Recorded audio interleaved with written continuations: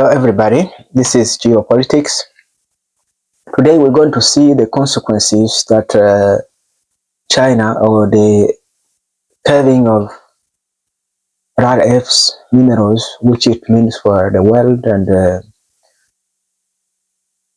and how the world is going to get rid of this situation, because China is restricting the supply of these rare earth minerals.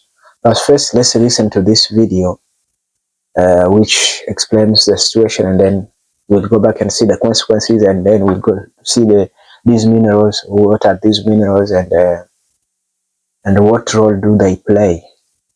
On Thursday accused the U.S. of stoking panic over its rare earth controls and rejected a White House call to roll back the measures set to take effect next month. China produces over 90% of the world's processed rare earths and rare earth magnets. They are vital materials in products ranging from electric vehicles to aircraft engines and military radars. On Thursday, China's Commerce Ministry spokesperson said the U.S. was misrepresenting its policies. The U.S. interpretations have grossly distorted and exaggerated China's measures and deliberately provoked unnecessary misunderstanding and panic.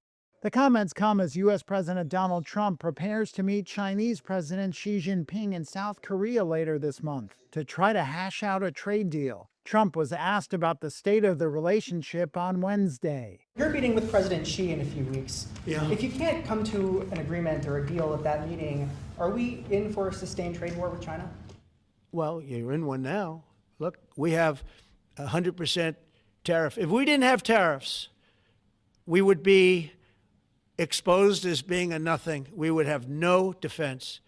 You know, they've used tariffs on us, but we've never had anybody sitting in that chair that felt the need to do it. China's expanded rare earths export controls left trade negotiators and analysts the world over wondering whether it intends to require manufacturers of any product anywhere in the world containing even trace amounts of Chinese rare earths to apply for a license to ship it to its final destination. China's Commerce Ministry told reporters that was not the case. U.S. Trade Representative Jameson Greer on Wednesday called China's new measures a global supply chain power grab and said that he expected Beijing not to implement them. Treasury Secretary Scott Bessent suggested there could be another possible extension to the current 90-day tariff truce, which is set to expire around November 9th. Caving of these rare earths.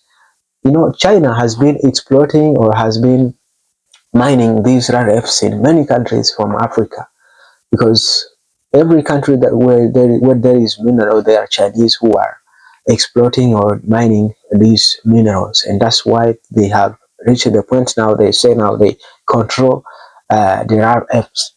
You know, there was a meeting that was planned by USA, Donald Trump, and Xi this month in South Korea. We don't know if it is going to happen because of these trade tensions. So guys, this can disrupt the manufacturing, and especially for electric vehicles and the defense systems, increase competent costs, and potential production slowdown. Industries rely on these minerals, such as the auto, electronics, and defense sectors in countries like the USA, Europe, and India are particularly vulnerable. So those are the countries that are going to be affected by this. Not only these countries, but many countries can be affected by these the caving of these rare earths.